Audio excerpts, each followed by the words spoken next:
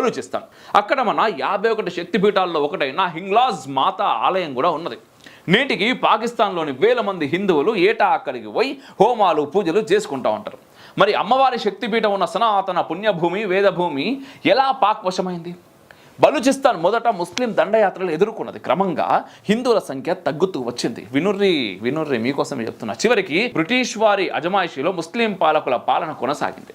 ఇంతవరకు 1947కు ముందటి కథ. తెల్లదొరలు భారత్ వీడి వెళ్ళాకే బెలూచ్ కష్టాలు మరింత ఎక్కువైనాయి.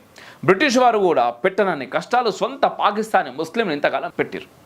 బలూచిస్తాన్ పాలకుడిని తమ వద్దకు రప్పించుకొని ఇస్లామాబాద్ పాలకులు 1947 తర్వాత పాయింట్ బ్లాంక్లో గన్ పెట్టారు.